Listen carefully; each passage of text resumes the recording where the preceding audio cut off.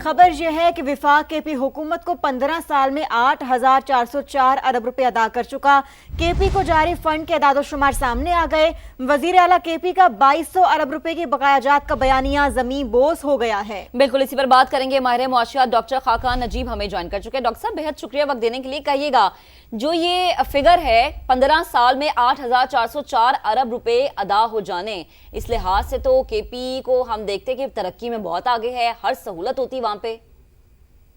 बिस्मिल्लाहिर्रहमानिर्रहीम। देखिए, सबसे इम्पोर्टेंट बात यह है कि हमें समझना है कि इस वक्त जो 7th NFC अवार्ड है उसके तहत 14.62% का जो प्रोविंशियल डिविजिबल पूल है उसमें से केपी का शेयर है।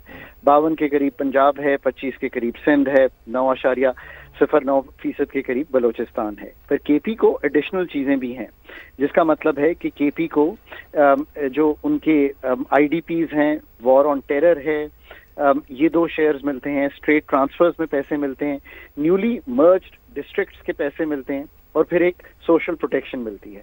अभी जो इन्होंने एक्सप्लेन किया है, फेडरल गवर्नमेंट का जो कम्युनिके है, उसमें भी अगर आप देखें तो उन्होंने हर इस मद में जाकर एक्सप्लेन किया है कि कौन कौन से जो पैसे हैं कहाँ कहाँ पे दिए गए हैं केपी को। ये एक अच्छी चीज है कि एक एक एक्सप्लेनेशन आ गई है। पर इसके साथ साथ आई एम श्योर कि जो डिस्क्रिपेंसी है कि वो कह रहे हैं कि इतने पैसे नहीं मिले, उसको क्लैरिफाई आसानी से किया जा सकता है, बिकॉज ये फेडरल कंसोलिडेटेड फंड में से निकल के ये पैसे जो हैं ये गए हैं, और ये क्लियर कर सकते हैं। मैं अभी भी समझता हूँ कि इसमें कुछ कंफ्यूजन ये होगी कि नेशनल ये जो हमारा हाइडल का है, इनके पैसे जाते हैं, वो पैसे शायद वो कम समझ रहे हो। नेट हाइडल प्रॉफिट एक चीज है, उसके मद में फिर कुछ ऐसा होता है कि शुरू में FPR कुछ पैसे गिनता है, और जब आखिर तक आप पहुंचते हैं तो आपके वो जो कलेक्शन है उसमें कमी आ जाती है। फिर कुछ चीजें उनकी जरूर ऐसी होंगी जिसमें वो जाकर सोच रहे होंगे कि हमें इस मद में भी पैसे आने चाहिए थे, यानी उनका पर्सपेक्टिव अलग है। बेहद शुक्रिया डॉक्टर खाकान नजीब हमारे साथ मौजूद थे, गुफ्तगू कर रहे थे।